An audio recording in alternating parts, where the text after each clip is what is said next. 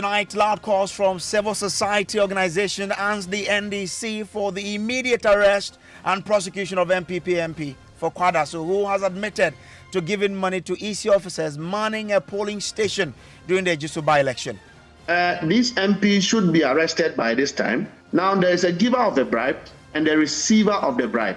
How do you interrogate the receiver while the giver is still working? You have killed the matter from the onslaught. The IGP must expedite a very quick investigation into it and possibly come out with some level of prosecution. We need to protect the integrity of the Electoral Commission. We have the latest as the MP, Kingsley Nyako, apologizes, but is that enough?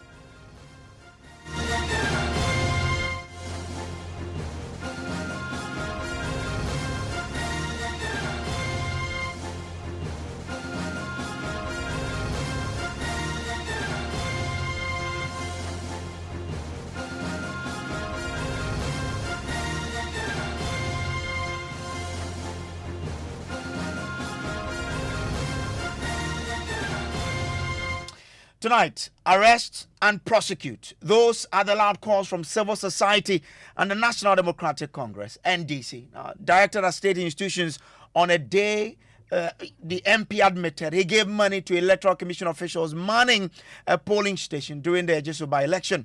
Several civil society organizations have all waded into the calls for an investigation to be conducted into the conduct of the MP. Election Watch Ghana, one of the CSOs in particular, has petitioned the Inspector General of Police to investigate the MP for what they describe as electoral misconduct. More on this shortly. First, though, the MP in a statement has apologized for his misconduct but denies claims the money he offered was meant to bribe the electoral officers. My colleague Michael Ashale joins me with more details. Michael, what are the details of this statement? So, Bryce, he starts by explaining the circumstances that led him to first go to the polling station in the first place, and then again, under what circumstance and the reasons for having to see what you saw in visuals. So, in a statement, he says that I would like to state that on that particular day when the Ejisu by-election was being held, I was selected by my political party, the New Patriotic Party, to supervise 5 polling stations in Fumesua.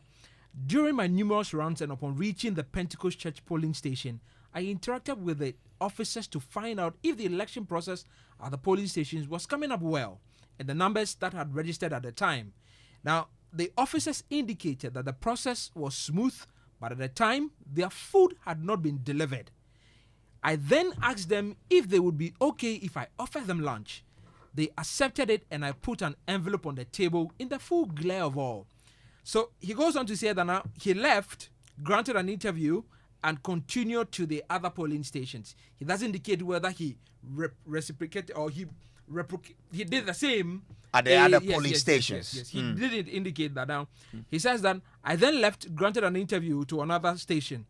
Now comes that I must state and say that in all honesty, the gesture shown by me to the electoral officers was with good intent and not to bribe or influence them to act contrary to their conscience, conviction, and character. The Electoral Commission over the years has built an image of credibility and integrity, and that whatever he did was not to mar any of those.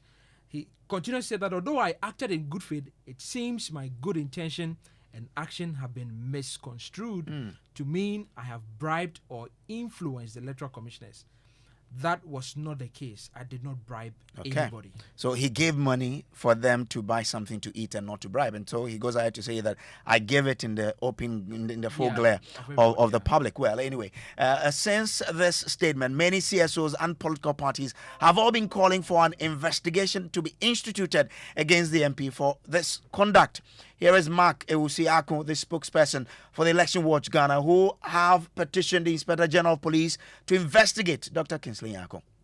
We've today, as Elections Watch Ghana, drawn the attention of the Inspector General of Police to an incident that happened at the just ended.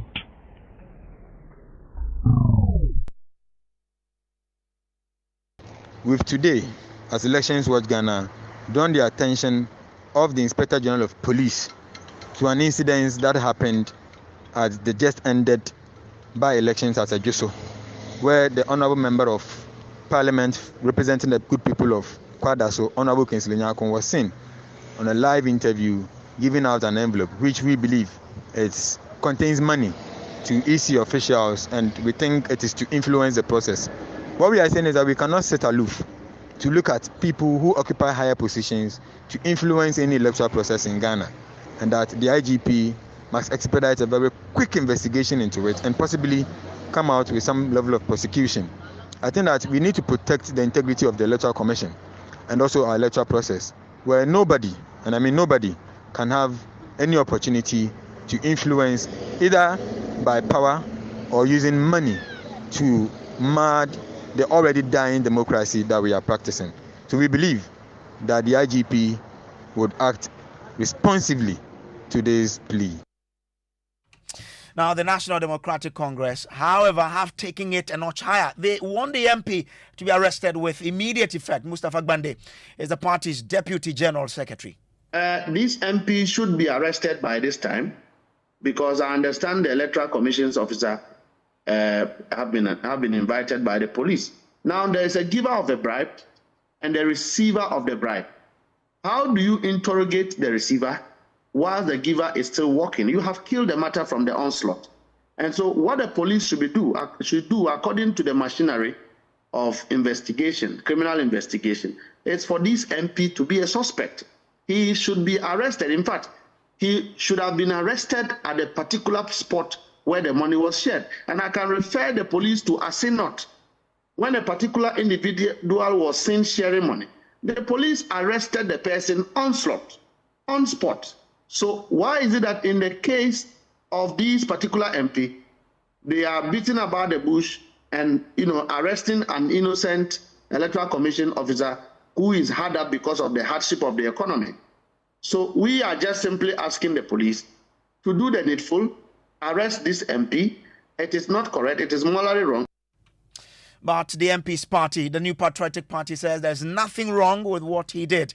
Haruna Mohammed is the Deputy General Secretary of the MPP. We have done this on several occasions. And this occasion, it wasn't food, it was an envelope, and the MP himself has corroborated that it was money. Yes, he said, he's giving lunch. That's what the MP said. What is the intention? Who better defines an intention than the person who does the act? He said that he gave it out for lunch. Somebody else is sitting somewhere and determining it as a content of bribe. If it is established that it is not for lunch, then that is where the party, if somebody is giving lunch, what do you want the party to do? Where has generosity ended in this country? That you cannot give somebody lunch. You can't give somebody breakfast. Where has generosity ended? Is the NDC telling us that they have never cooked food and given something to even the Electoral Commission officers? This is done on several countless occasions.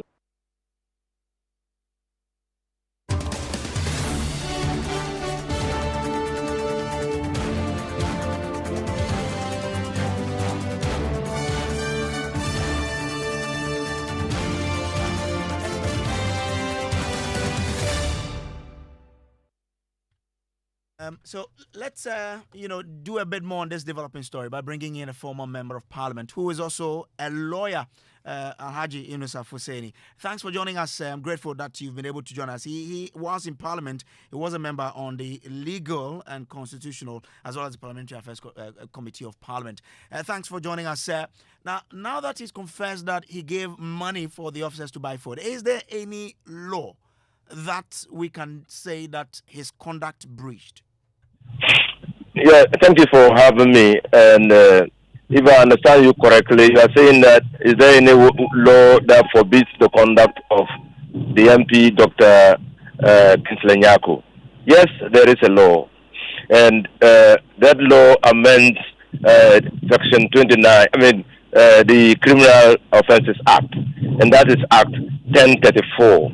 In fact, before I left Parliament, the Attorney General had introduced a new legislation to Parliament to make certain offences, felonious offences, exact maximum punishment. And it appears to me that the Act 1034, and particularly Section 1 of that Act, that amends Section 329 of the Criminal and Other Offences Act, says that in section 2 says that a person shall not corrupt any other person in respect of a duty as a public officer or jury. Now, the persons who were supervising the elections at Ejisu were public officers, albeit temporary public officers, because their payment, whether allowances or salary, was going to be paid from the consolidated fund. So they were public officers executing a public duty. And no person in Ghana should corrupt, can corrupt, or is allowed to corrupt the public officer in the performance of his duty as such. And a person convicted on that offense can be sentenced or will be sentenced to not less than 12 years and not more than 25 years. That's a felonious offense. Now, the second of there's another section that has been amended by Act 1034, and that is section 256 of the Criminal and Other Offences Act, and that appears to be very tangential to what has happened. Section 1 of the new section 256 says, a person shall not act in a manner that amounts to corruption, intimidation, personation in respect of a public election. In respect of a public election. Now, I've heard the Deputy Secretary of the MPP say that there is no intention to evidencing bribery. I mean, and I know Kinsanyako is not a philanthropist, you see. He went to the polling station as a member of parliament belonging to a political party.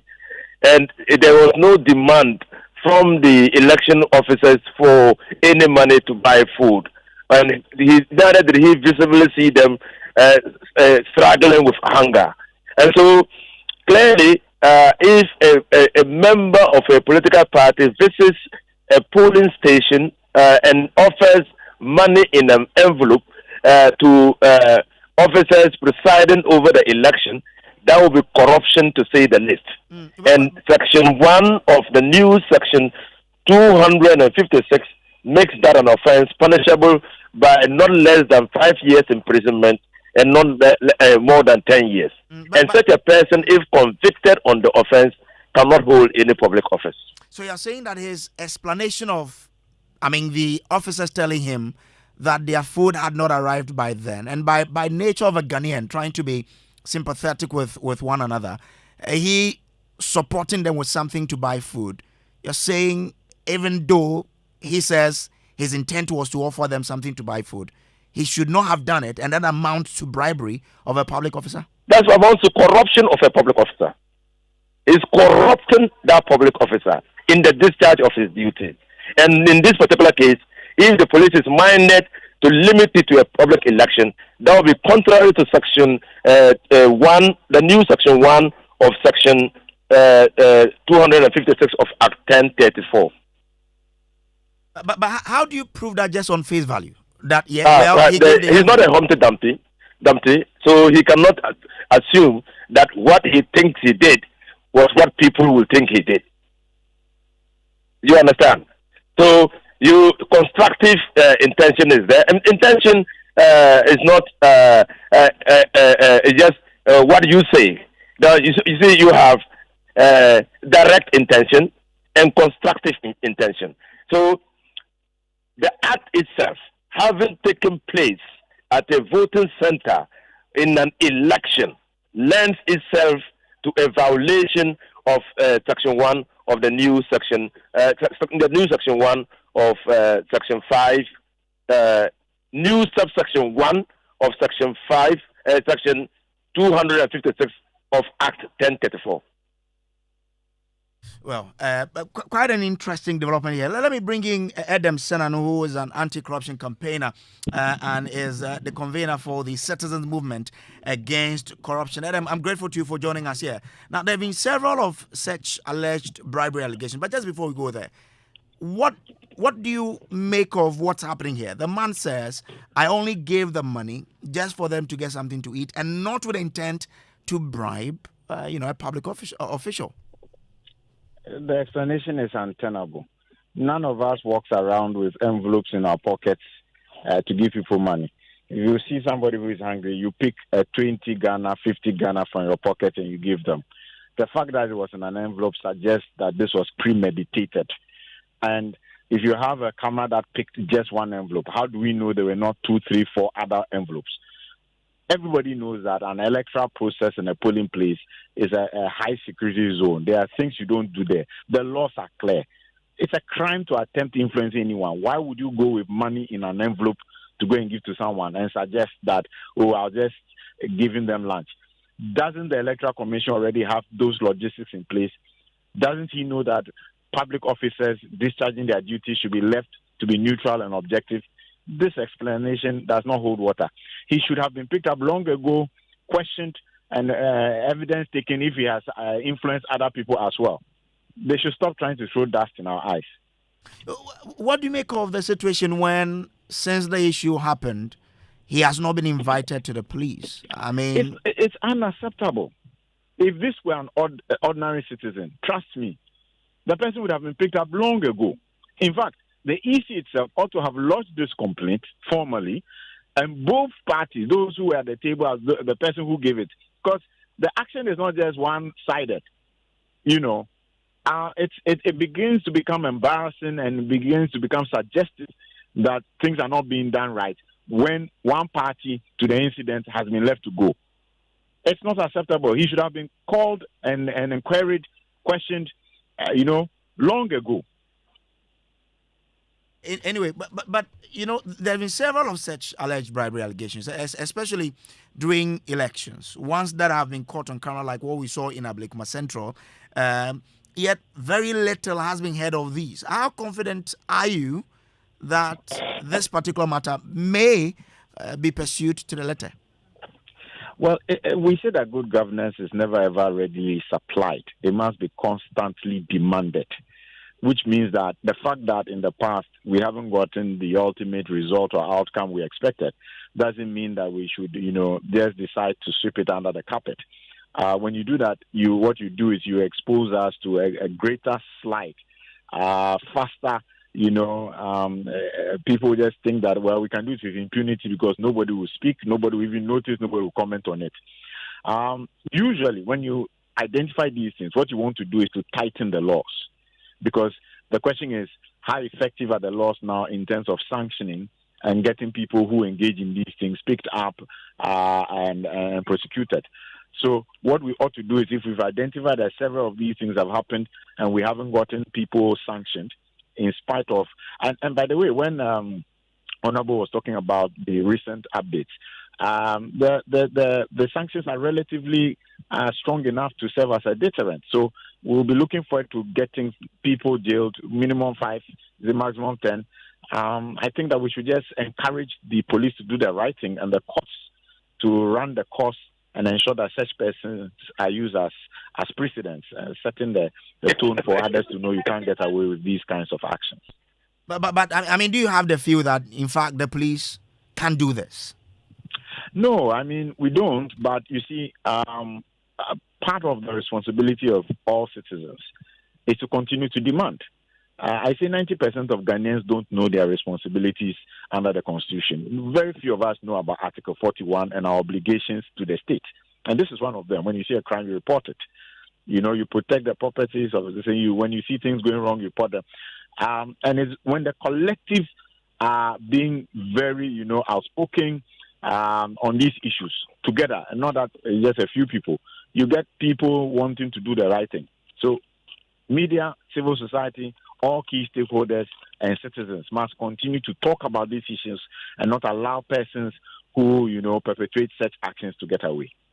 But Mr. Hussaini, let me bring you into the conversation again.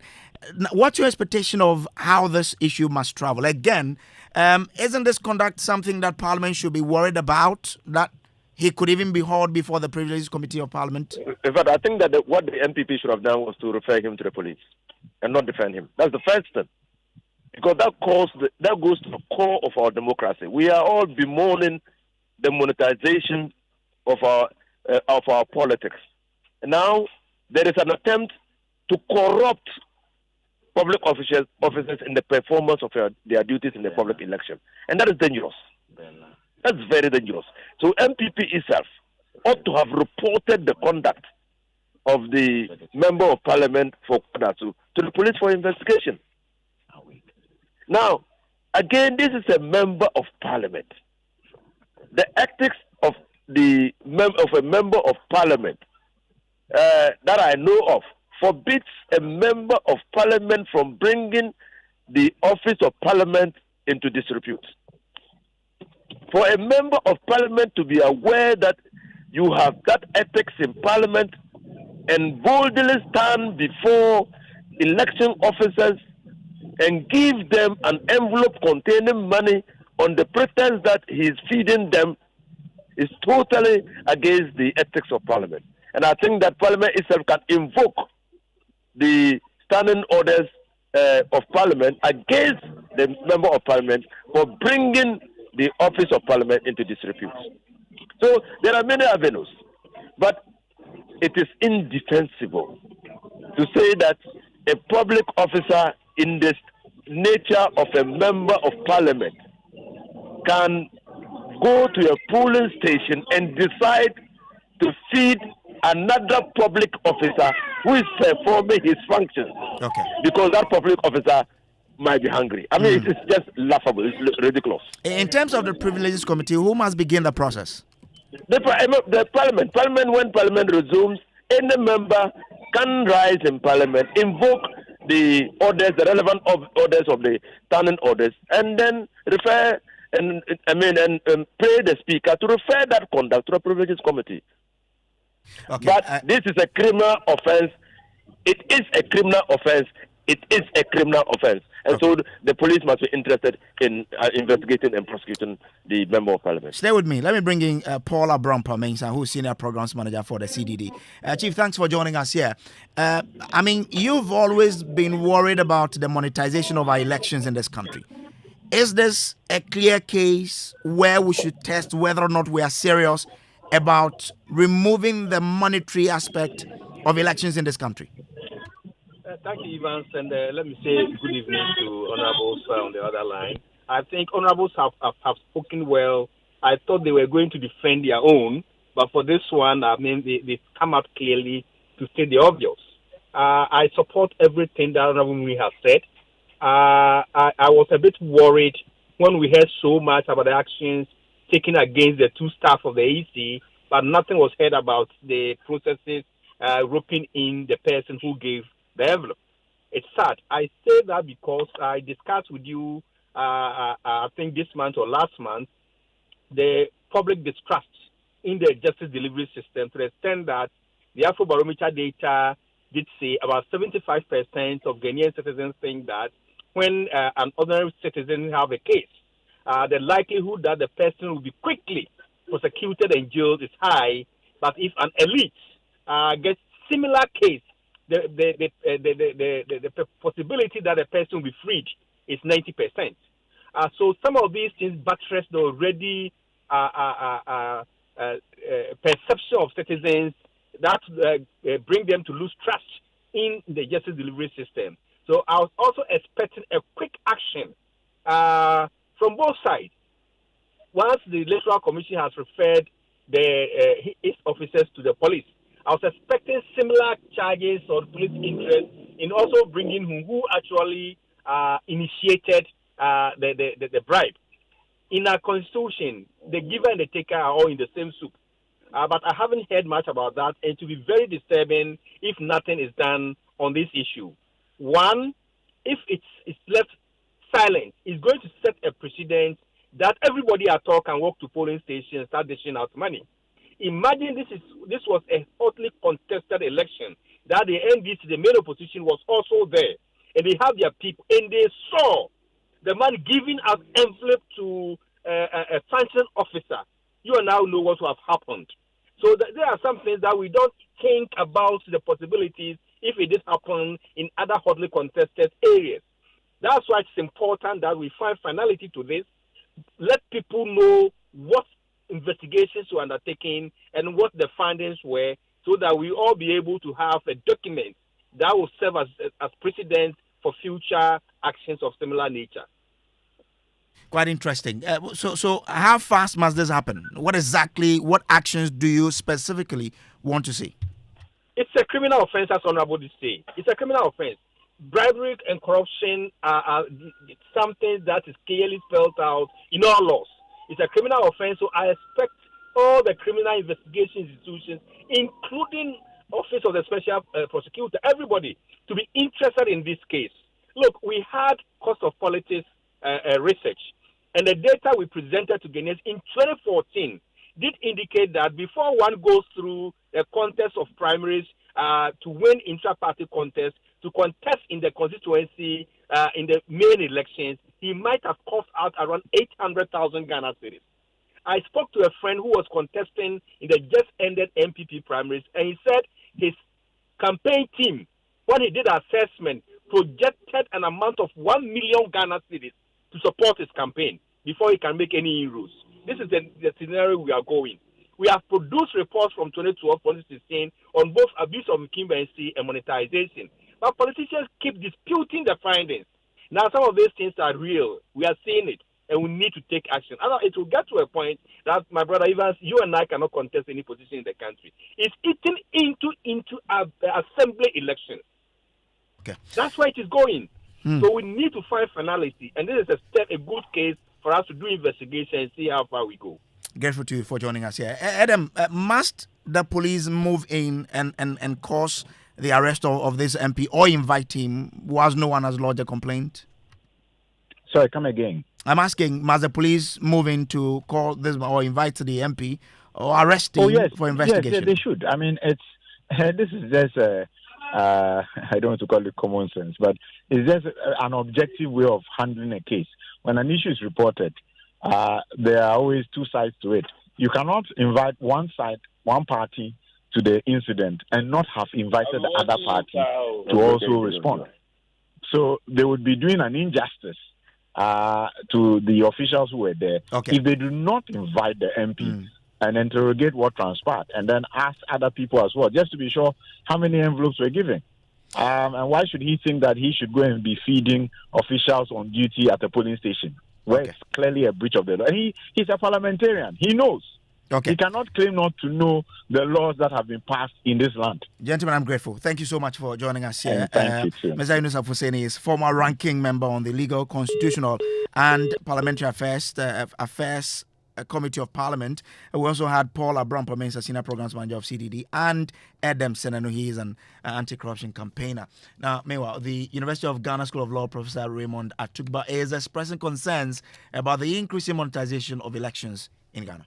The election stakes are so high in the manner in which I have explained in this interview that it compels politicians to literally buy votes at polling stations in order to ensure that they win the victory, are able to pay the election bill and build a war chest for the next election.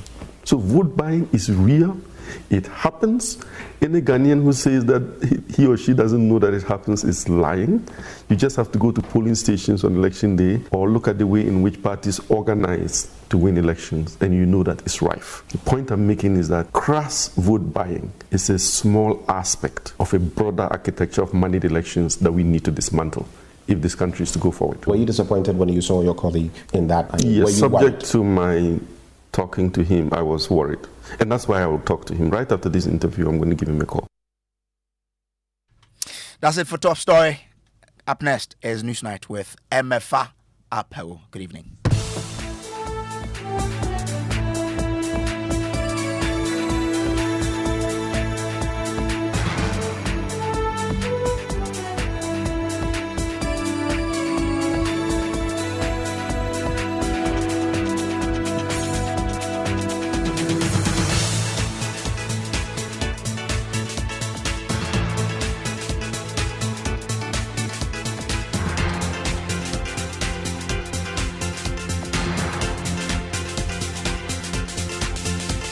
Live on Joy 99.7 FM here in Accra and in Kumasi on Love 99.5 FM on myjoyonline.com. This is Newsnight. In the next 60 minutes. Over the past few days, we have witnessed stable electricity supply across the country, with no load shedding reported anywhere yesterday. Many communities continue to experience power outages just hours after President Akufo-Addo announced the end of the power crisis. Anytime from Monday no Ebanyina say anyadwuma ebetetena no ma na yasan so leko ebetena etribia bokin odun na pa ma so ne be 6:30 na mbo be 6:45 no mo say dum.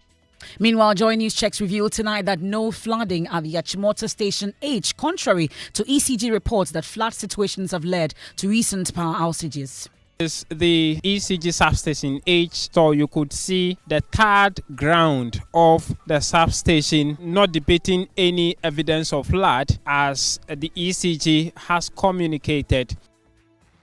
Also tonight, John Mahama promises a future NDC government will reopen investigation into Cilia Dapaah after Attorney General advised Iyoko against going ahead with the investigation, insisting allegation of money laundering against the former minister is baseless. We have details on a day anti-graft campaigners condemn the AG for his advice and the OSP faced probe for his investigations against the former sanitations minister.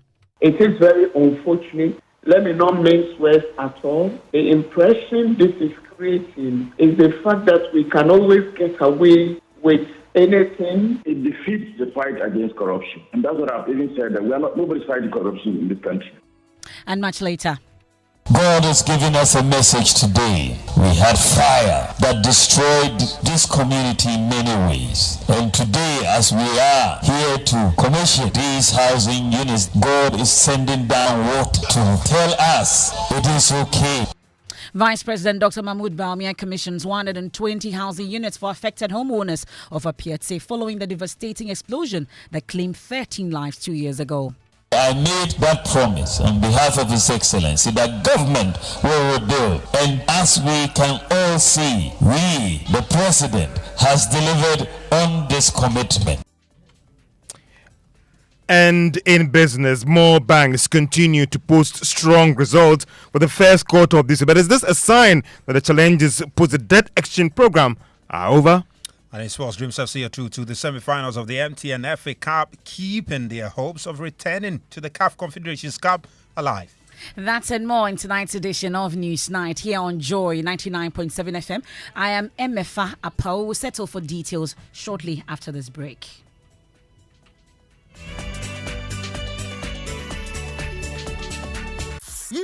You're listening to me on the radio. I know exactly what you need, and I go sort you out. But first, quick introduction. Maybe the connection man. I'll make things happen. Whether it be business, fashion, or the latest trend in town, I go connect you. I know when people connect, big things they happen. I am the plug to your plug. Anything you want, I go show you where options they line them up for you. You want download or you want stream? Link up. I got you. I conquer everywhere. From circles to KJT. If you come out to Navrongo, Jiosu to Kita, Techima to Kumbungu. I'll be the link between you and the next big opportunity. It be me where I go connect you, make it happen. Oh, you want to know my name? I am Telecel. Switch to Telecel for the best value voice and data services and connect to the things that matter. Connecting dreams, connecting goals, connecting passions. Telecel, connecting energies.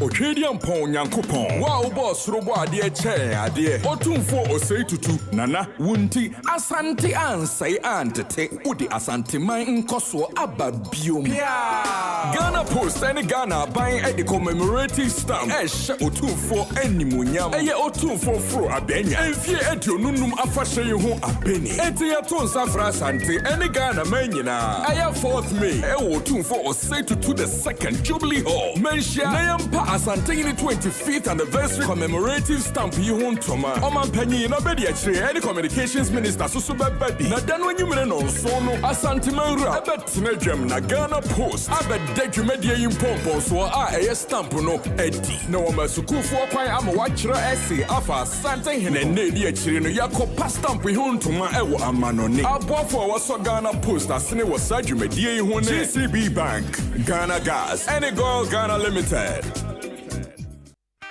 Hello CEOs, the 8th Ghana CEO Summit and Expo is set to take place on May 27, 2024 at the Kempinski Hotel from 9 a.m. till 5 p.m. Since 2016, the summit has led impactful business leadership. Renowned for satisfying CEOs' needs, it offers actionable perspectives, strategic insights, and business opportunities. This year's theme is reigniting business and economic growth, charting a path forward, economic diversification, and artificial intelligence transformation. The summit promises CEO business cases, high-level dialogues, masterclasses, keynotes, and plenaries. The event is also a platform for the Ghana CEO Excellence Awards, celebrating outstanding business leadership and innovation. Former distinguished guests include President Nana Akufo-Addo, Vice President Dr. Mahamudu Bawumia, and ex-President John Mahama. Secure your spot at GhanaCEOSummit.com and contact 0546 391 970 for enquiries and sponsorship. Powered by the Ghana CEO Network in collaboration with Deloitte, PwC, Ministry of Public Enterprises, GIPC, and Multimedia Group. Terms and conditions apply. For 15 years, Quick Credit has been your trusted partner in micro-lending, empowering lives and making dreams a reality. Today, we're excited to announce a new age. Quick Credit is now Bills Microcredit. Still committed to serving Ghanaians and changing lives, Bills is here to show you that everything is possible. Join us as we embrace a brighter future. Bills, financing your needs. You worked hard for your money, and DSTV gives you a whole lot more for a lot less than you think. Ooh. Instead of one takeout dinner, how about treating the family to a whole month of the best entertainment with DSTV? From thrilling sports, blockbusters, captivating series, to entertaining kids shows, we have it all. Totally awesome! And with DSTV Stream, you can watch on the go. I'm here! Plus, you can choose a package to suit your pocket. There's a whole lot more to enjoy for a lot less than you think with DSTV. Thanks for staying with us here on Newsnight on Joy 99.7 FM here in Accra and Kumasi. We're on Love 99.5 FM. Let's start on the energy front. I want to extend my heartfelt gratitude to all Ghanaians for their patience and understanding during recent temporary challenges with the electricity supply across the country.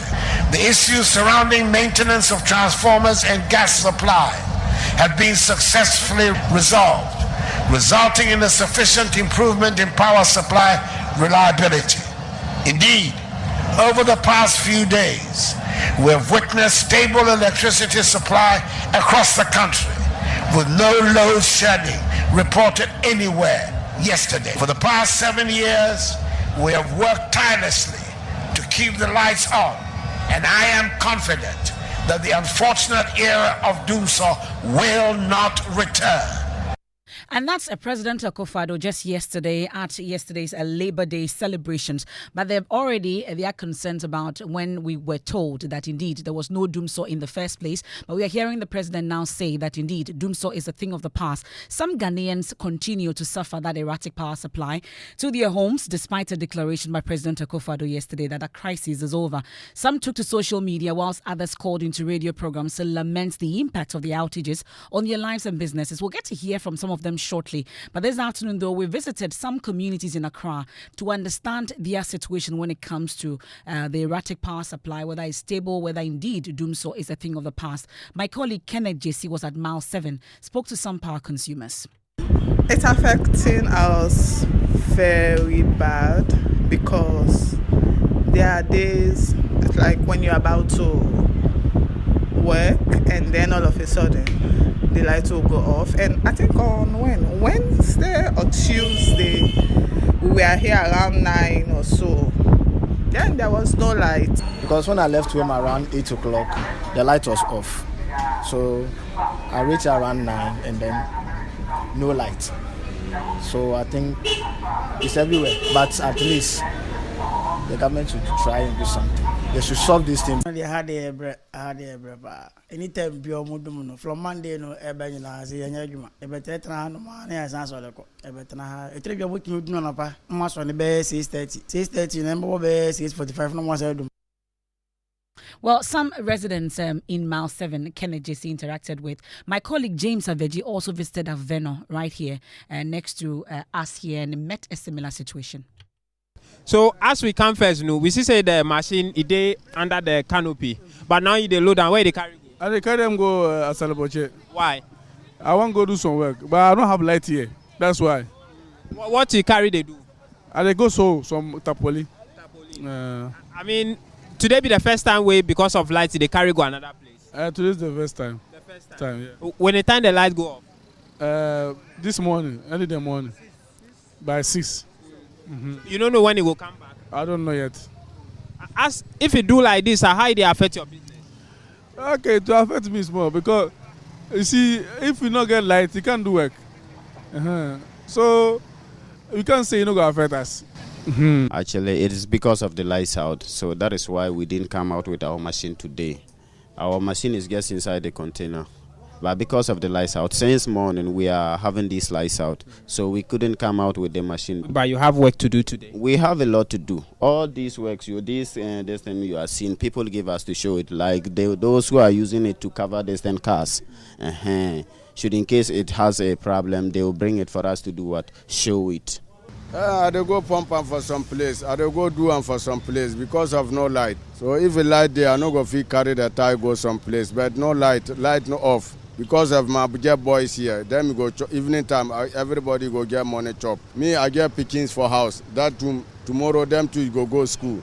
So you have to look them. Because of me, I no go even no light. I no go fit sit down. Because of the boys, we go give them money evening time. So you have to go do the work for some place. Well, that's the situation right here in Aveno. Let's head to the central region, and Mankesim residents have also been interacting with us on their power situation. For some time now, the power hasn't been stable. Yesterday, through President's presentation at the May Day celebration, he made it aware that Jumso is over under his presidency. But we only woke up today, early in the morning, Mankesim is off. What the government is doing about electricity, we don't know, because I own a shop that comprises of fashion designing, barbering salon, and beauty parlor at the same time. So when the light goes off, it affects all the businesses in my shop. This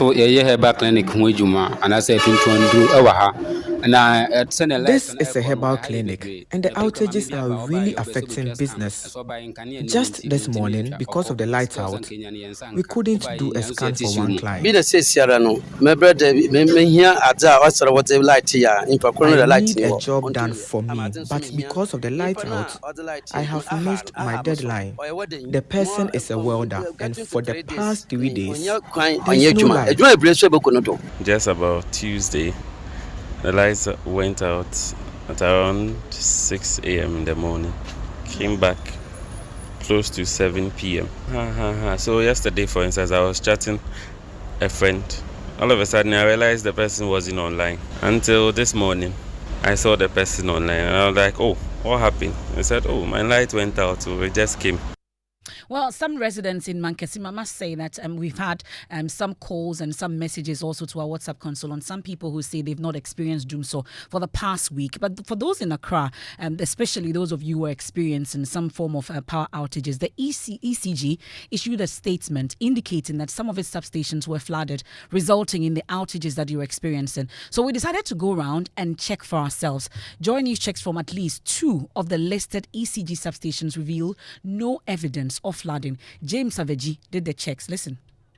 So this is the ECG substation H proper, where the machines have been installed. You could see the third ground of the substation, not depicting any evidence of flood, as the ECG has communicated. I earlier got in touch with the security on duty who would not speak to us on record, who directed us to the manager in charge, who would also not reveal his full identity and speak to us on record. But when I mentioned to him that the communication from the ECG is that the substation have been taken by flood by last 2 nights rainstorm, he was taken aback. He tells me that there has not been any incident of flood at the substation here at the ECG station H. So that's my colleague James Aveji. He's just returned from his rounds, joins me in studio. Aveji, which substations were you at? You've talked about the Aveno one, where substation H as well. Where exactly have you been? Exactly. So the Aveno one is actually named substation D. That's where we've been earlier in the day, and when we got there, we did not see any evidence of flood in there. We would not be allowed entry to the place, and so we just had to interact with people around. And I left Aveno at about 2 p.m. and as at that time, from morning where we got there till about 2 p.m., light have been out in the area. The only evidence of flood I have seen around Aveno was when you move to the trail to the railway line around that area where they sell the cattle and sheep and all of that. There is that part of the road is bad, and so there is flood at that part of the road. That's the only sign I have seen in the area. That's where we interacted with the people around to know what the situation is. Maybe if there is no sign of flood at the substation, the problem might have been fixed, and so light might have returned, and they tell us there is no light. I interacted with them, and they shared their situation from someone who does trampoline to the other person who pumps and repair vehicle tires, and so that's what we saw at the Aveno area. Then we went to, on the ECG's communication, they named it Station H, Jolu. But when you trace it, it is actually at, what's the name? Achimota. Okay. ECG substation H. When we got there, we had a bit of interaction with the security who would also not allow us access into the yard. And then he said he's going to speak to the station manager, and a gentleman was in car moving out, spoke to us and tells us that, in fact, when I mentioned to him that we are here to do some checks, the ECG tells us that the place got flooded from Wednesday dawn's rainstorm. He was taken aback. Then he tells me that, well, he doesn't know anything about that. There's not been any flood at the area, but we can get in touch with the regional office to get to know more about that. And then we found our way to the substation proper through another route. If you get there, the whole place is actually tarred like a rough road where you have the black quota. The whole place is tarred, and there's no evidence of that. There's a drain coming from the station to the main road into the main drain. That has been dry, empty, no depiction of flood or anything of the sort. And so from my interaction with the one who I'm told is a station manager and then the security on duty, there's not been any flood in at least the past 2 days that it had rained. And so that's what we found out. And we didn't see any sign of the Ghana Fire Service working together to drain all the flooded primary substations and that we talked about. No sign of the Ghana National Fire Service. In fact, earlier I was thinking that maybe the Greco engineers may be at work at the substation proper. And so when we had access through a different route, the place was clear. There was no individual there. And then I got back to town. The residents tell me they had the light out earlier in the morning, but they came back and they are back to their duties. Okay. Let's just say that maybe it happened at the other stations because they've mentioned about seven of the substations. So you've been to the station H, which is the Jolu one. You went to the Aveno one, but you didn't go to the Bema Camp L, and then also the High Street and then the La Trade and AJ and the Lakeside Estate and then Bawe. Exactly. Okay. At least for the two that we have visited, we did not flooding. See any sign of that. But Aveno didn't have light as we spoke at the time as you at visited. 2 p.m. when I left the place. Thank you very much. That's James Aveji, and we'll continue to check the other substations also that have been mentioned. But if you're close to any of these substations and you've seen any sign of the Ghana Fire Service working with the ECG to drain all flooded primary substations to ensure a swift restoration of power supply, you let us know. But thankfully also we've been joined on the phone by the ranking member on the Mines and Energy Committee in Parliament, John Dapaah, with the President's declaration of the crisis over. What's really the situation and what's the reading from where you sit, Mr. Dapaah? What does it say? First of all, I'm surprised that the President continues to peddle in such blatant falsehood. Either he's not on top of his brief or he's deliberately decided that, look, he will mislead the whole nation. Today, as I speak to you, if I may just confirm for you, Ahoy had load shedding. I'm just pulling something for you. Yes. Ahoy had load shedding. Around Bantama, they had load shedding. Asawase Market, load shedding. Around the airport area in Kumasi, they had load shedding. Apire, which is Nwamase, they had load shedding. Alaba, that's Asawase Market, they had load shedding. Zabuzongo, Roman Girls, Akwetia, and Abushua Kurua, Kronum, Bremen West, all these areas had load shedding. So if the president says there was no load shedding, he's simply misleading people. It is possible that because of the rainfall preceding the May Day, load would have been low. But that doesn't mean they have enough capacity.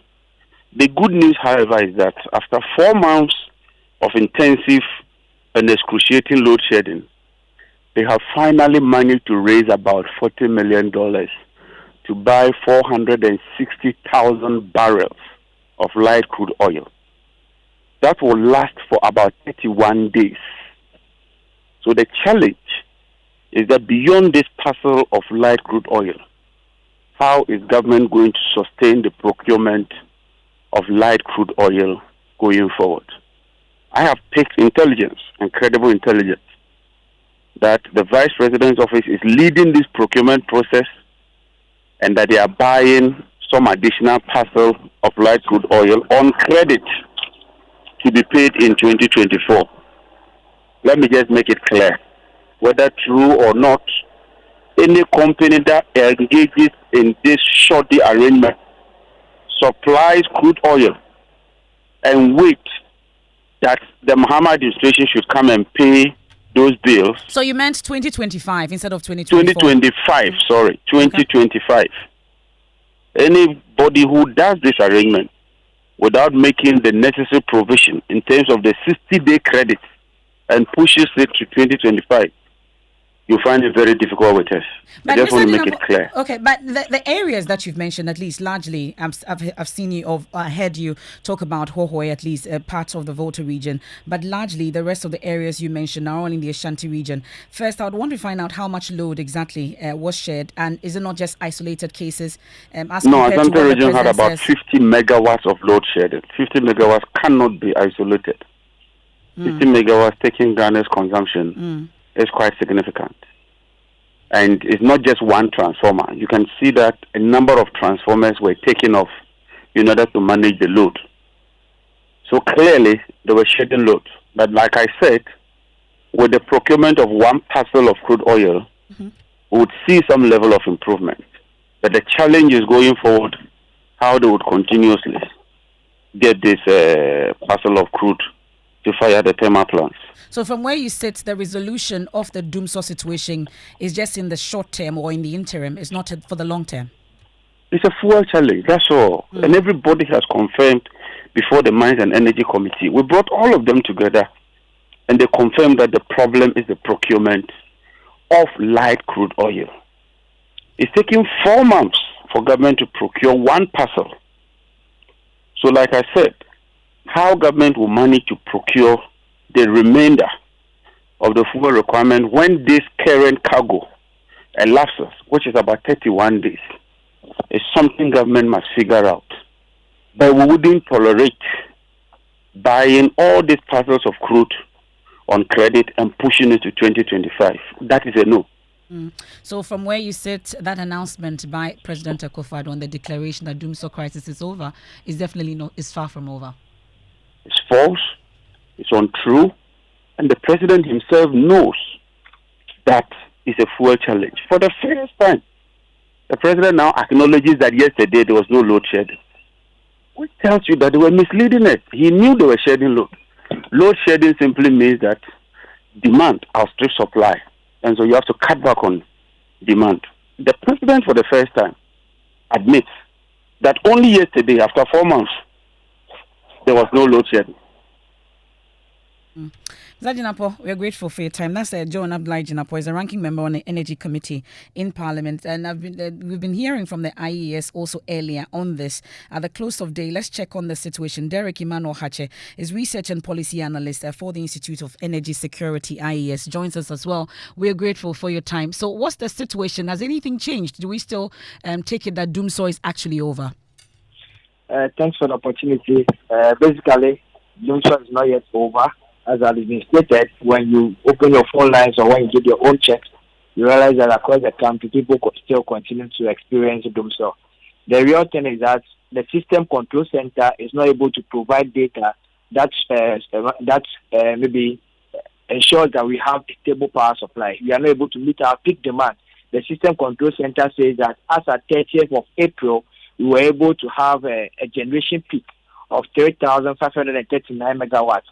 As at 1st of May, which was just yesterday when the president spoke, at peak demand, which was around 10 p.m., our generation peak was around 3,264 megawatts.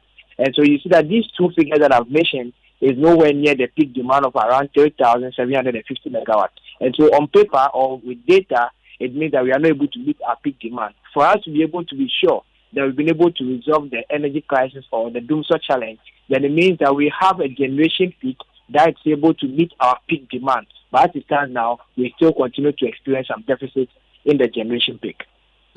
Well, Derek, we are grateful. That's Derek Emmanuel Hatches, a research and policy analyst for the Institute of Energy Security, IES. What's your power situation as we speak? You do also send us a message. It's via WhatsApp, is 055-1111-997. That's via WhatsApp. Also on all our social media platforms, you can leave your comments there with the hashtag Newsnight. We must also say that there are those who have not experienced any power outage, at least for the last week, and they've been telling us their stories also. Is the Doomsday Diaries. You can share that with us here on Joy 99.7 FM. Let's move away from power and focus on corruption at this point. And tonight, former President John Dramani Mahama is promising to reopen investigations into the Cilia Dapaah scandal if he's re-elected president. John Mahama's comments come on the back of Attorney General's advice to Iyoko, which effectively ends the investigations into the former sanitation minister's case. The AG's office described a request from the special prosecutor to Iyoko to probe the former sanitation minister for money laundering as unnecessary and baseless. But in a social media post earlier today, the 2024 NDC flag bearer, John Dramani Mahama, said the case is far from over. Well, a member of our legal affairs desk, Kwikwa Sante, joins us on the line with details of more on this particular issue. Kwikwa Sante, so we'll get into John Mahama's post shortly, but first though, take us through the grounds adduced by the AG for which reason he says the investigation must not go forward. Well, Emefa, if you read that request for directions that the special prosecutor, in fact, did conclude this investigation and pass that over to Yoko, that the Attorney General is now investigating and advising them on, it says that we observe by a letter dated 1st February, which you wrote to the OSP to furnish you with the OSP findings on the case to facilitate your investigation. You inform us that today the OSP has not responded to your request. They say that Section 1, 2, 3, 4, and 5 of the Anti-Money Laundering Act create offences relating to money laundering. At the outset, it is important to indicate that the offence of structuring is not known to Ghana. The Attorney General goes on to lay out his case and says, in the absence of identification of any criminality associated with the properties retrieved from the suspect, in this case, Cilia Dapaah and the husband, the OSP's referral to Yoko for investigations to be conducted into money laundering is without basis. Then the Attorney General goes on to say that even though the office of the Yoko could actually go ahead to investigate the money and where exactly they came from, the Attorney General says the police is now currently seized with the matter, and so it will not be necessary for the Yoko to go ahead and also do their investigation. So from everything, and if you put everything together, given the cases that have gone to court and the new advice from the Attorney General, this all but effectively ends the investigation into Madam Cilia Dapaah. Then we've been hearing in the last few minutes from John Dramani Mahama on this particular issue. What exactly has he been saying? Well, Emefa, so John Mahama put out quite a very simple Facebook post today that is warning that a future NDC government is simply going to revisit this. And I read, my government will reopen investigations into alleged acts of corruption and graft in the Cilia Dapaah case. He posted this on X about 2 hours ago, just I think 3 hours, 2 p.m. earlier today, where he said his government is going to reopen the investigation and get to the bottom of it. That's a member of our legal affairs desk, Kwekwa Santi, there taking us through the case made by the AG to Iyoko on this particular Cilia Dapaah scandal. Thankfully, we'll be hearing from the Attorney General himself shortly. But a lot of the anti-corruption crusaders have descended heavily on the AG's office on this particular advice to Iyoko. Vitus Azim has been tackling the special prosecutor also for the way he conducted the interview in the Cilia Dapaah case. Listen. It defeats the fight against corruption. And that's what I've even said, that nobody's fighting corruption in this country. We just speak about it. We're not fighting corruption. The matter did not need to go to the Attorney General at this stage. Iyoko could have just even put aside the referral of the Office of Special Prosecutor and investigated this matter on its own. Has the Special Prosecutor's Office, has it also lived to expectation in this matter? Should we lay some of the blame at the doorstep of the Special Prosecutor's Office? Yes, I think so, because if you were passing the case on to Iyoko, you needed to give, and you wanted Iyoko to work on what you had already, to build on what you had already done, then you needed to give to Iyoko all the information that you have. If you fail to do that, then of course there was suspicion that either you did a poor job or you did not want Iyoko to use the information, the evidence that you found, to continue with the action. And these are some of the things that happen when it comes to investigating high-profile cases. It refers to about 2 or 3 institutions who muddy the waters, and that's a very unfortunate situation. Well, that's Vitus Azim, and thankfully, Godfred Yabuadami, the Attorney General and Minister of Justice, joins us here on Newsnight. Thank you so much for your time here on Newsnight, sir. So, quick clarification on this particular Cilia Dapaah case. Following your communication or the advice to Iyoko, does it mean that the Cilia Dapaah case is effectively over as we speak? Well, I think first and foremost, it's important to clarify that nowhere in the advice by the Office of Attorney General where the words baseless and unnecessary use. I do not think that the Attorney General ever stated that the referral by the special prosecutor was unnecessary. So that clearly is your own addition. Now, secondly, it's also important to place on record that the referral was specific. The referral was for the Office of Attorney General to offer legal advice to your Economic and Organized Crimes Office on the question whether indeed it was appropriate for Iyoko to conduct investigations into money laundering in the absence of any specific findings of wrongdoing, of criminality, or of unlawful activity made by the Office of Special Prosecutor. Because indeed, you would recall that Special Prosecutor himself had way back on January 24th issued a press statement in which he indicated that he had found no direct and immediate evidence of corruption in the matter relating to the seized funds and frozen bank accounts belonging to Madame Cilia Dapaah and her husband.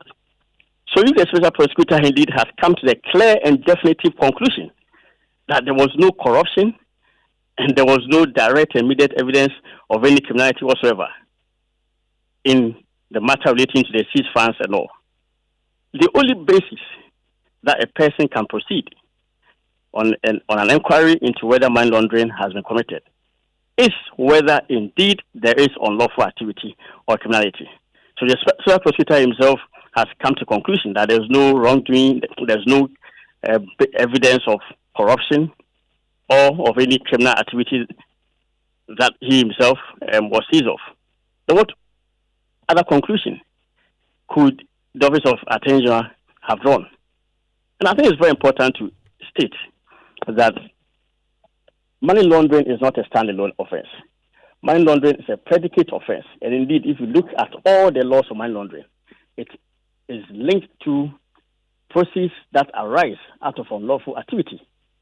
So it actually is linked to benefits accruing to a person from the proceeds of unlawful activity. And that unlawful activity has been defined clearly in the Money Laundering Act, Anti-Money Laundering Act, to mean specific offenses in the anti-money laundering law. And therefore, if there is no evidence of any corruption, then what, again, are we investigating the the two persons for money laundering for? I'm curious, Mr. Attorney General. Before this particular advice to EOCO, for instance, you talk about no unlawful activity and wrongdoing or corruption for that matter. Was the OSP at any point engaged by your outfit before this advice to EOCO, you'd say? Again, the advice from the Office of Attorney General indicates clearly that the special prosecutor was written to by EOCO in February, asking for further particulars relating to the investigation that he conducted. To date, the special prosecutor has not furnished EOCO with any findings or with any report on the investigations. And I think it's also instructive again to remember, in the press release of the special prosecutor, he alluded to 7 months of extensive investigations by the OSP and a prior inquiry by the FBI, the Federal Bureau of Investigations. Mm-hmm. The question the media ought to find out or to ascertain is whether indeed there has been a publication of any report by the special prosecutor on the alleged prior inquiry he conducted with the FBI. The media may be interested in that. Indeed, but let me find out. Mm-hmm. EOCO, for the record, asked the special prosecutor to produce a copy of this alleged prior inquiry he had conducted with the FBI. EOCO also asked for a copy of the investigative report on the investigations, the report on the investigations conducted by the special prosecutor over the 7-month period. To date, EOCO has not received any report at all. And the Attorney General is not also curious to find out from the OSP, for instance, because one would think that the AG's office may be a high authority. Have you engaged the OSP to also get that particular report at any point in time? Did that happen? Are you really addressing the issue? The issue is that EOCO was seized of the matter. Mm-hmm. The special prosecutor referred the investigations to EOCO.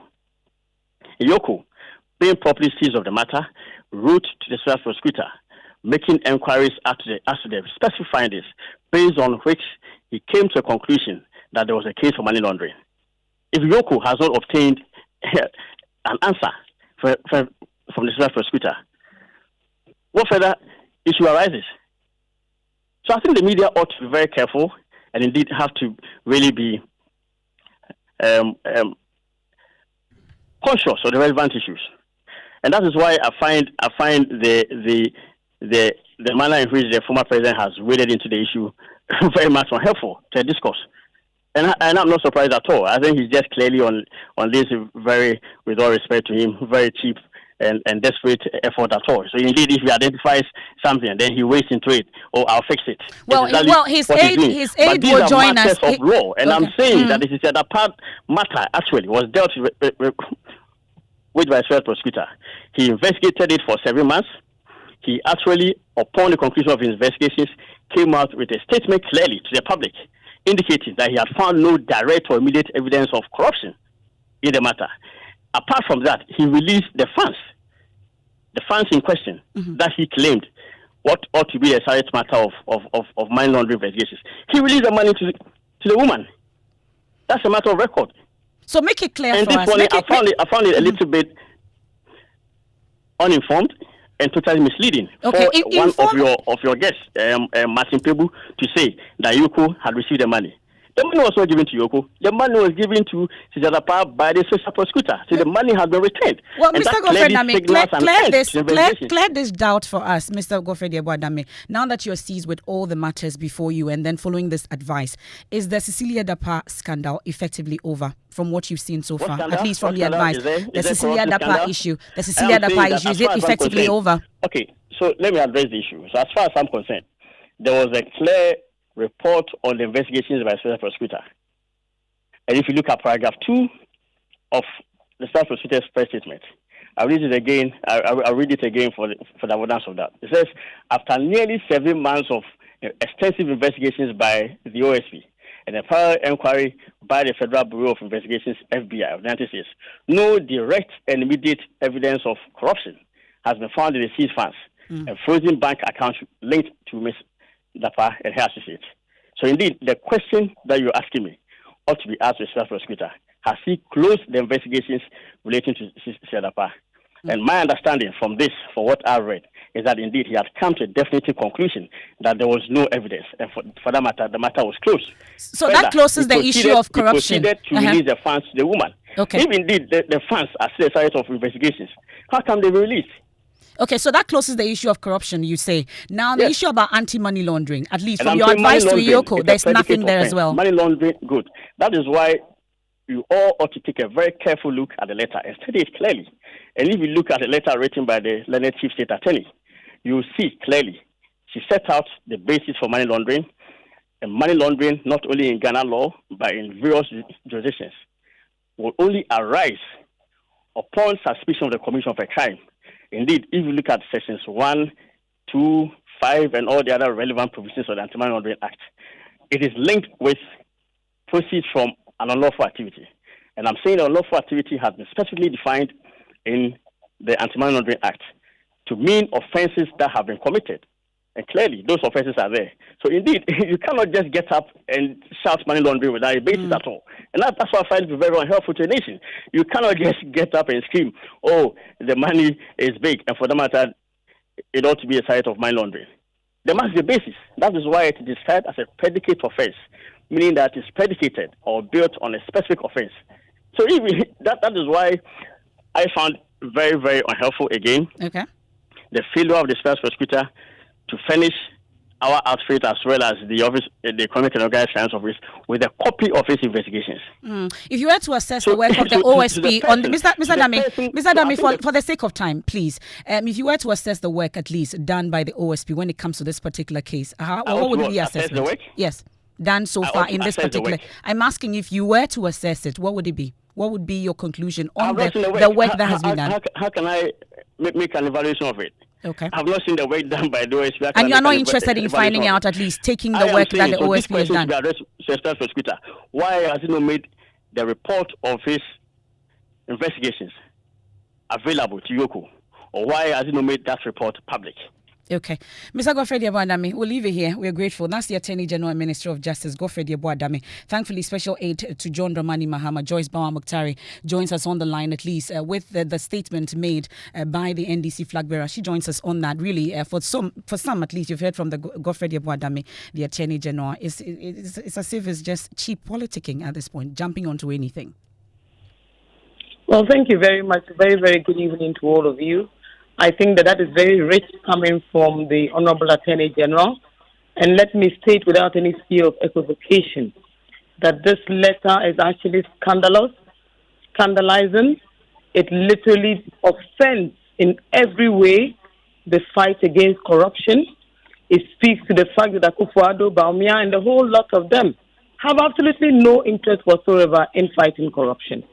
Indeed, when you are unable to define, indicate the source of your wealth, the source of money that was found stashed in your bedroom, millions of dollars, millions of cedis of unexplained resources in various properties, homes belonging to a former Minister of State, the Sanitation Minister, Madam Cilia Dapaah. Indeed, these are the same individuals who in the past literally were screaming from the high horses, shouting about corruption and the fight against sin. Indeed, at the time when Mr. Akufo-Addo swore in, the very first special prosecutor was the Honorable Dami, then not a Deputy Attorney General. Did he not welcome that office? Did he not appreciate the fact that this was an office established by Akufo-Addo to come and fight corruption? Today, it appears as if they are actually literally arguing over themselves about what is corruption, what crimes and what charges should be proffered against this individual. Indeed, I recall that there was a matter of technicality on which the special prosecutor was thrown out of the High Court. He therefore called a press conference and had this very emotional encounter with the press. We all remember. He expressed his deep frustrations with his inability to fully undertake his duties and prosecute crime as he was investigating. I have read this letter from my own classmate, Madame Evelyn Kilson, and I find it literally very, very surprising. This is no way to fight corruption. So we now have what? Government's own anti-corruption agents and government's own prosecutor-in-chief literally falling over themselves to defend one another in this case of one appointee of government. This tells you that this administration has totally failed. Okay. Madam Joyce Bawa Mokhtari there is special aide to former President John Dramani Mahama and NDC flag bearer there on wanting to investigate. He says he will reopen this particular case and investigate it. You've been hearing also from Godfred Yeboah-Dame, the Attorney General, Minister of Justice, on this particular matter. Very well, we'll get to hear from the anti-corruption crusaders on this particular issue. I'm sure this is not the last we're going to hear of this particular matter. I know hopefully in the coming days also the OSP can give us some answers and give us the whole findings and the report on the FBI case amongst others on this particular issue. But let me bring in George Riafe. He's returned to town with business. The latest we're going in town. What's up in business? Well, Emefa, coming up, more banks post strong profit for first quarter of this year. But is this a sign that challenges facing the sector post the debt restructuring are over? And the Ghana Tourism Authority links significant growth in international arrivals to aggressive marketing promotions done post COVID-19. The business news on Newsnight is brought to you by MTN Business. Welcome to the new world of business. Kingdom Books and Stationery and Synthesis Tanks, and also Pepsodent, Charcoal and Herbal. Let's now settle for the details. Now, more commercial banks have recorded significant growth in profits for the first 3 months of this year. This is based on the first quarter earnings released by most of the commercial banks. Details in the following report. The strong results follow similar numbers recorded for last year. Some of these banks posted more than 50% growth in profit for the first 3 months of this year.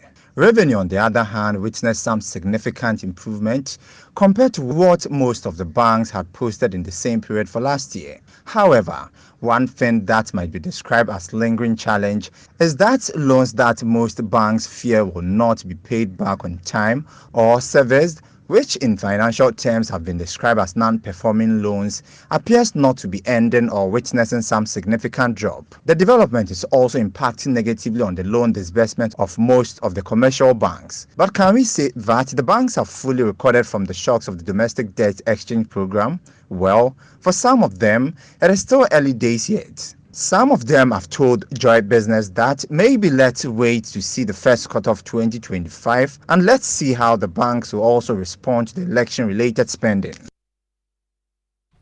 And that is a Business Desk report. Now, the IMF is making a strong case for Ghana and other African countries that are lacking access to the international market to improve revenue and expenditure going forward.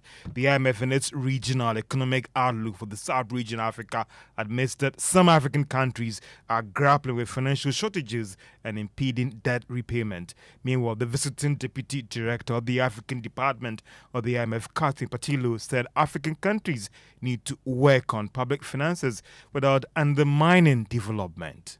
Cote d'Ivoire, Benin, Kenya have been able to access capital markets again after this 2-year hiatus of frontier markets being shut out.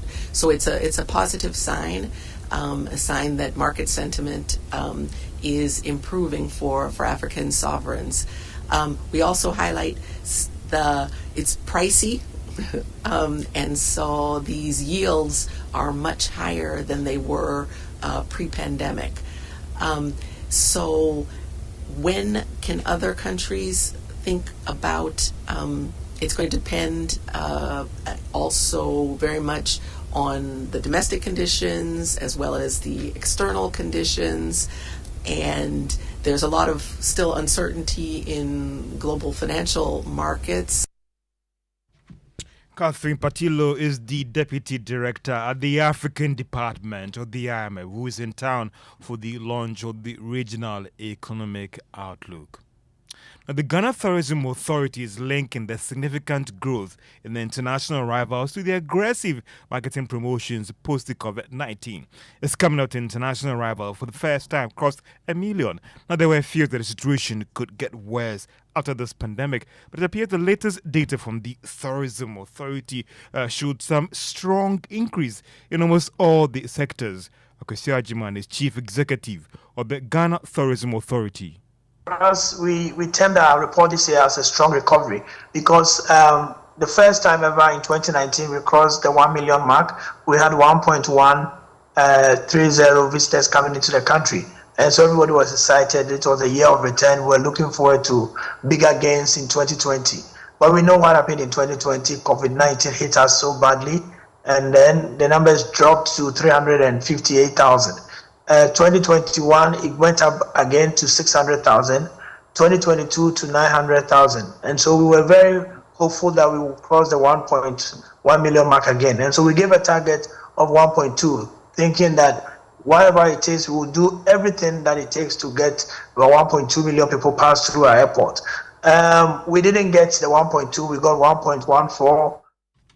Chief Executive of the Ghana Tourism Authority, Akwesi Agyeman. Let's look at other financial stories. And the Bank of Ghana this week carried out its last dollar auction for the first quarter of this year. Now, this brings the total amount that the regulator has sold to $120 million for that period. The following business desk report highlight the rate sold and the impact on the market. The Bank of Ghana on Tuesday sold $20 million to bulk importers of petroleum products under the Forex auction program using a rate of 13 cedis 86 pesos to $1. This should mean that the Bank of Ghana would use the same forward rate when selling dollars to importers of petroleum products. While this rate has been described as interesting, especially for the fact that the local currency is going for more than 14 cedis to $1 on the open market. Could this mean that the Bank of Ghana sees the rates coming down in the coming weeks? Again, the central bank has indicated that the dollar auction program is part of measures to help manage the demand of dollars by businesses. It argues that the program has helped in the past to manage the cedi's rate of depreciation against the United States dollar. The cedi has suffered some setbacks against the dollar over the past 2 weeks. However, it is not clear what caused this sudden pressure on the cedi, but some of the commercial banks have linked it to the limited supply of the currency on the market. And that is a business desk report. And Emefa tonight on PM Express, we're trying to get some answers to this question that is Ghana losing out as the favorable business destination, following reports that some businesses are relocating to other countries in the region. We'll be engaging Yofi Grant. He is the chief executive of the Ghana Investment Promotion Center. Professor Roberto said he is an economist with ISE, and also Samuel Agri, he's general secretary of the Food and Beverage Association of Ghana, trying to get some answers on whether we are losing that spot or we are losing out as a country preferred business destination in the region at 9 p.m. on Joy News channel and all our social media platforms. Says the Globetrotter. Welcome back, George. Let's do sports. Yeah, before just a little update in the MTN FA Cup. Well, there was one outstanding game between Dreams FC and Soccer Intellectuals. So Dreams FC, they sealed the spot in the semi-final of that competition with that 1-0 win over the Division 1 side. Well, Abdul Aziz Issa scored the only goal of the game at the Theatre of Dreams and they were to secure the win for his side. Well, they join in Saint-Germain, Legon Cities and Bofokotano. And, well, they will play Bofokotano in the semi-finals. And with the winner of the FA Cup representing Ghana in the CAF Confederations Cup, Karim Zito, the head coach, says his team is determined to return to the competition by winning the MTN FA Cup. Well, they lie 16th on the Ghana Premier League table and are hoping to climb up the ladder when they face in Saint-Germain this weekend in the Ghana Premier League. Thank you very much, Ms. Bell. Take a quick break. We're back.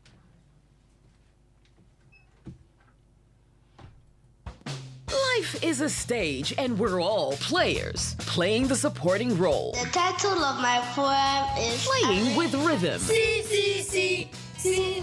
Playing the lead. Playing to win. Playing with gusto. Playing for the sheer thrill until the curtain falls. Because every journey begins with play. Kickstart yours with MTN. So, what are we doing today? MTN.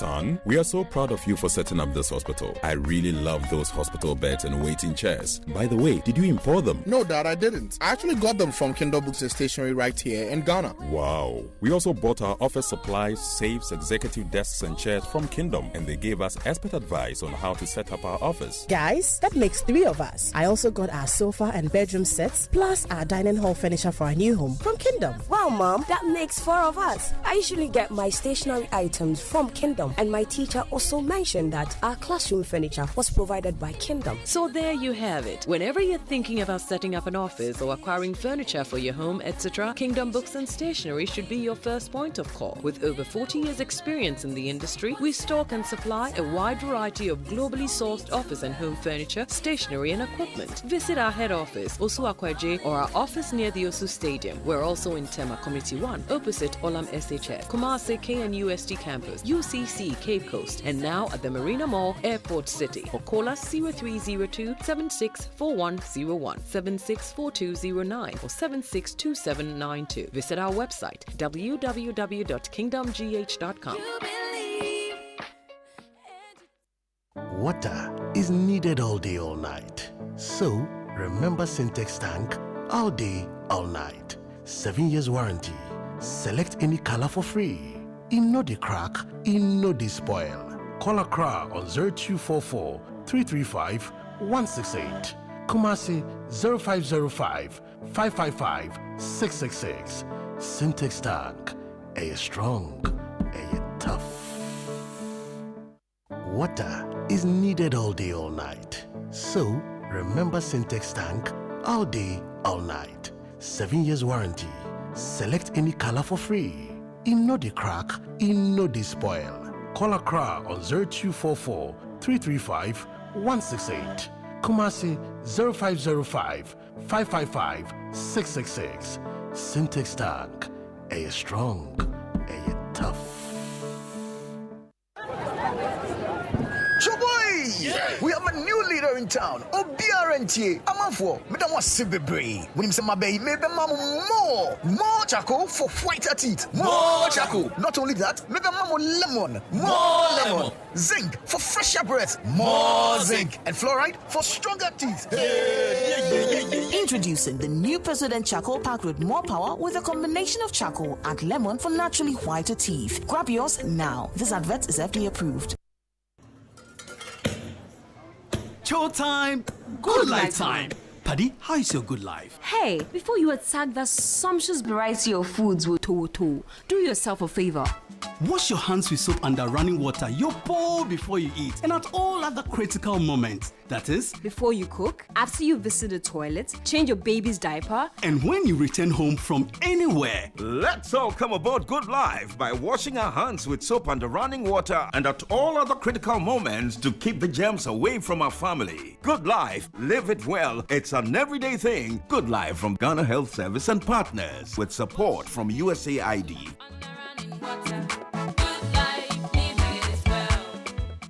Hello, my name is Mami Akua, an entrepreneur and a mother of 2. My work keeps me busy most of the time and sometimes takes me away from my family. But the safety and health of my family is very important to me. As a working mother, I cannot afford to take any chances when it comes to matters of health. That is why I signed up for a family health care plan from Equity Health Insurance. My family and I have access to over 700 hospitals, clinics, opticians, dentists, pharmacies, and diagnostic centers across the length and breadth of Ghana. With Equity Health Insurance, I no longer have to worry about medical bills. Anytime a member of my family visits a hospital, Equity Health Insurance has got my family and I covered. What about you? Who has got you covered?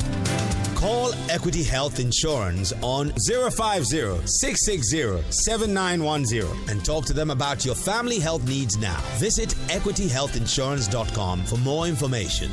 Equity Health Insurance, here for you.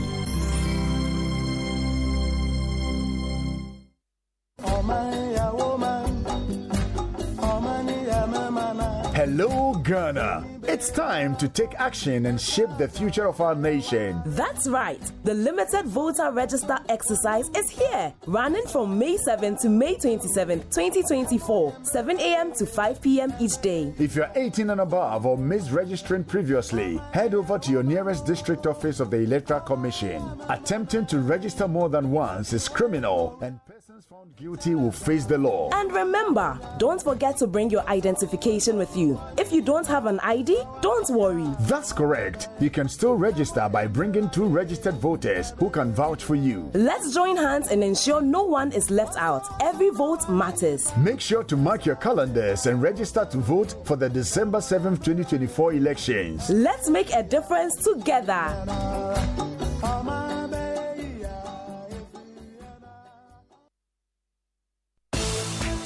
And that's how we wrap up tonight's edition of Newsnight here on Joy 99.7 FM. We leave you in the hands of the Vice President and Flag Bearer of the NPP, Dr. Mahmoud Bawumia, a while ago commissioned the 124 housing units to be handed over to homeowners who lost their houses as a result of the devastating explosion that claimed 13 lives 2 years ago at Apiatse in the Western region. After that, we bring you Personality Profile tonight. It's a playback of a conversation with the President of the Pharmaceutical Society of Ghana, Pharmacist Samuel Kwadaso. I am Emefa Apawu. There's more when you log on to myjournalline.com. Today we gather at this same venue, not just to commemorate the tragic event, but also to celebrate resilience, compassion, and the indomitable spirit of the people of Apiatse.